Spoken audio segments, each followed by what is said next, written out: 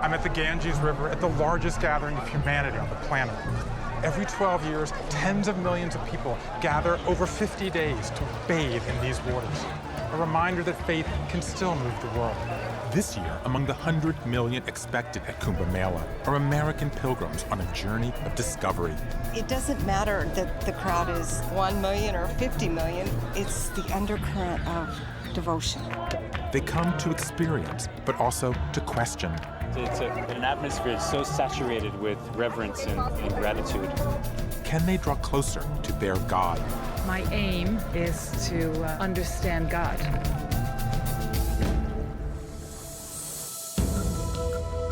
Today, organized religion is more threatened than ever, yet pilgrimage is more popular than ever. I'm Bruce Feiler. In this epic series, I travel with American pilgrims on 6 historic pilgrimages. I bathe in the rivers of India, dance in the heart of Africa, cleanse in the waters of Lourdes, trek through the temples of Japan, and walk in the footsteps of prophets in Mecca and Jerusalem. I attend some of the most spectacular and moving human gatherings on Earth. And I ask, what can these journeys tell us about the future of faith? Here in India, our American pilgrims have reached the climax of their journey. They will join tens of millions of other pilgrims to bathe at the confluence of 3 rivers, the Ganges, the Yamuna, and the Saraswati. This sacred act, completed every 12 years, is the pinnacle of Hindu life. It looks interesting because some people go in by themselves, and then some people actually are holding hands. Everywhere you look, it's like a different little scene, a different family doing something. You seem ready. Your head right here. I think get ready now. I'm going to get ready. Yeah, but you're not going in over your head. Wait, you're overruling him? I'm overruling. It's overruled. You may not go in over your head.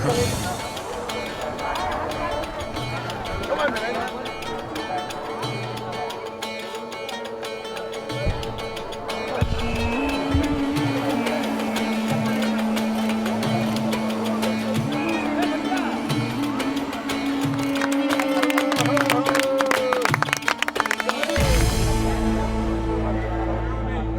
When I was in the water, I was alone. Me and God. Me, God, and all the great beings that have come to worship this water. Even though there's millions of people around here, I feel at one with myself. Thinking of departed loved ones, bringing along the good memories of all the ones that aren't here.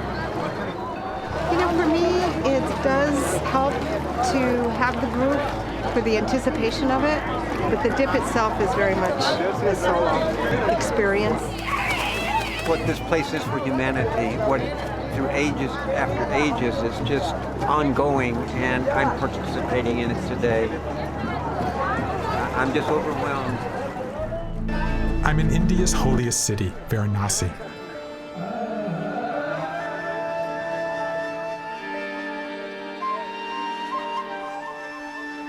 Where tonight, like every night, pilgrims gather at the banks of the Ganges River.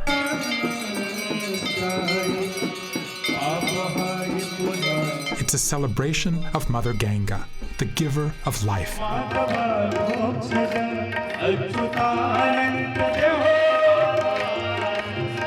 In a Hindu ritual known as Arti. From the marigolds and incense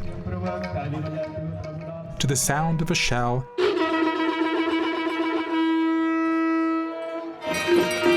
and the fire.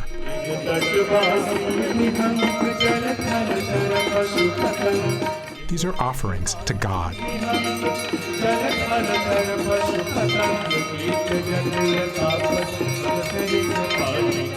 And everyone wants to join in. They're absolutely fighting over the candles over here. It's like a bunch of kids fighting for candy. Everybody wants to touch it.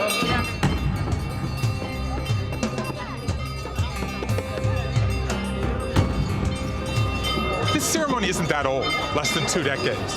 And some say it's just touristy. There's a bit of that. There was a guy selling a CD with a certificate of authentication. But I think it's great because it shows that religion isn't just static, it can evolve. Here you take an age-old custom, sending light under the river, and you update it. Religion is at its best when it pays homage to the past, but it keeps updating itself for the present.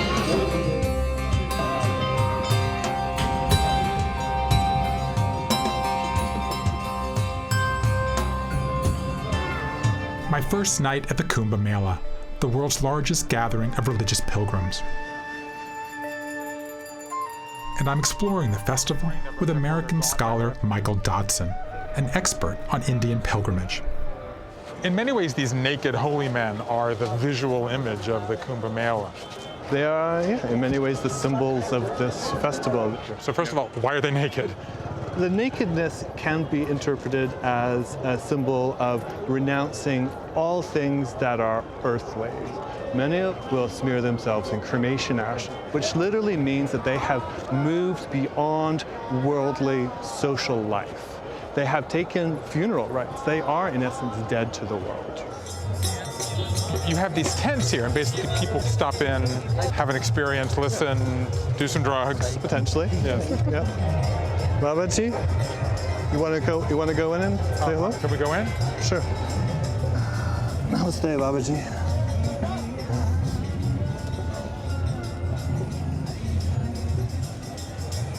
Ooh, it's quite intense.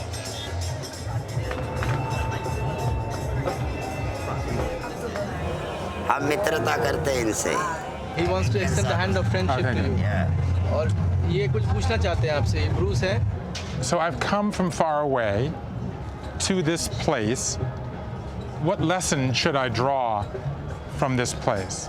ये कह रहे मैं बहुत दूर से आया हूँ और आपसे सबक सीखने के लिए. दोबारा गलती ना तो वहाँ आपको क्या आ गया ज्ञान. If you're going on the road and you get knocked over, then you know not to do that again. So that is one kind of knowledge. और दूसरी बात ये प्रकाश है, रोशनी है. ये रोशनी माने गुरु. अंधकार में अज्ञानता मतलब अपना जीवन. गुरु जो होता है वो प्रकाश में ले जाता है. Not having knowledge is darkness and light is knowledge. मनुष्य का जीवन है वो तो हो जाता ही है. He is on a journey to understand the true nature of existence. Babaji, dhanyavad, dhanyavad, bahut dhanyavad. Good. Thank you very much. Friendship. 1 minute. The spiritual energy that is in this place comes from this man. And to be in his presence is to be in the presence of someone who's, who has a spiritual energy because he's devoted himself to enlightenment, to, as he said, to knowledge. They plan to bathe in the river. But first, on this cool morning, a chant to greet the goddess of the Ganges, otherwise known as Mother Ganga. This is a pilgrimage tour, so I want to show them the real pilgrimage of India. We are going to have a boat ride.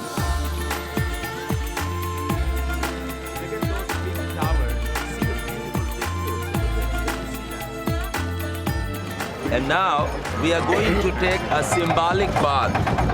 You have to hold few drops of Ganga water in your right palm, and then you can put it on your head, equivalent to taking dip into the Ganga. Om apavitro pavitro va sarvavastham gatopi va yasmaret pundarika. We take the water and we will have that water touch our eyes and also a spiritual eye and then over onto our head. And the idea there is to cleanse our sins and our the things that we may have done that were not the right thing, with cleansing them off when we take a bath here.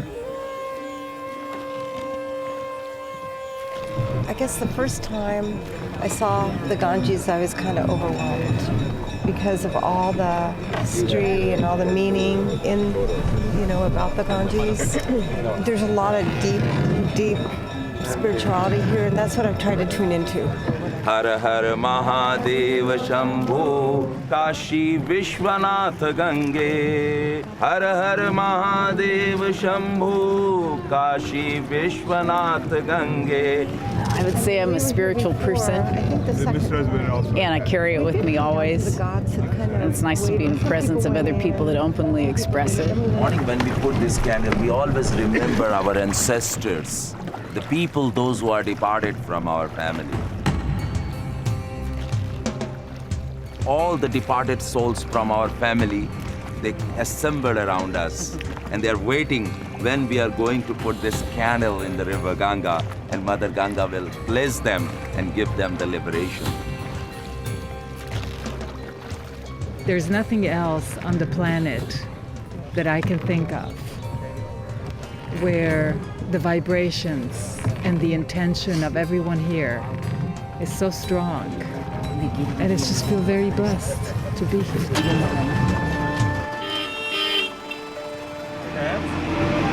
I'm with a group of American pilgrims on our way to the Kumbh Mela, the largest religious gathering on Earth. We're traveling by bus from Varanasi to Allahabad, a 4-hour trip along India's Grand Trunk Road. Pilgrimages are very layered. There's the call, the leaving, the separation. Now we're in a very distinct phase, the anticipation. Talking to the people on this bus, they're a little apprehensive. Being at the Kumbh Mela, there's more of an undercurrent of, there's a purpose for being there. And everybody comes with that purpose. I don't want to think too much about this journey. I want to feel it. This place can be overwhelming. The overwhelming is in the mind. If I connect with my heart and I see the bigger picture, I connect with the soul that is in India. Funding for the series Sacred Journeys with Bruce Feiler was provided by